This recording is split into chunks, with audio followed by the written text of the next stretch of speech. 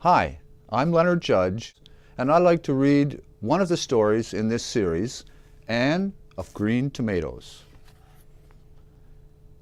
In a time not so long ago, in the gardens of Leamington, Ontario, there lived a green tomato named Anne.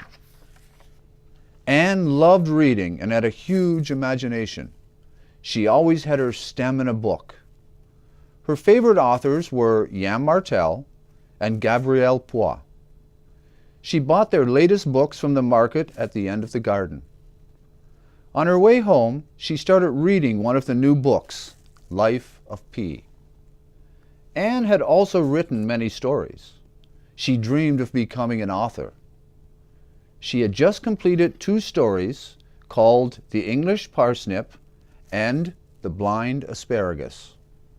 Her best one was a tragedy called We Danced the Salsa Before Becoming Salsa. Her latest story was going to be an autobiography. She was going to call it Anne of Green Tomatoes. Just like in the books that Anne read, there was a troubled plot in the gardens of Leamington. The legislature, which governed Leamington, displayed a large basket of red tomatoes in the market each day. Every morning, the red tomatoes arrived at the market and jumped into the basket to show off their beauty. But sometimes there weren't enough red tomatoes to fill the basket. When there weren't enough red tomatoes, a guard from the legislature searched the garden rows of Leamington for green tomatoes. When he found a green tomato, he used a giant brush to cover the green tomato in red paint.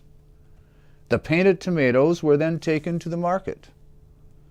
They were put at the bottom of the basket to hold the red tomatoes up higher for display.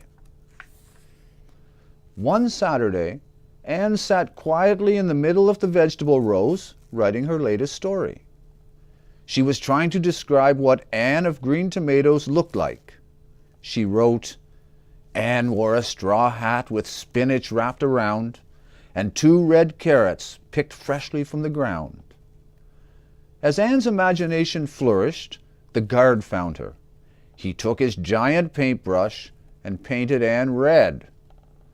Anne was taken to the market. She was placed at the bottom of the basket of tomatoes. The basket looked beautiful, full of many bright red tomatoes. But all day long, Alice felt sick with the red paint on her skin, and she hated being squished at the bottom of the basket. When she got home that night, Anne washed the red paint off her skin with the garden hose. She felt ill. She had bruises from being on the bottom of the pile all day. With an ache in her seeds, she climbed up her vine and went directly to bed.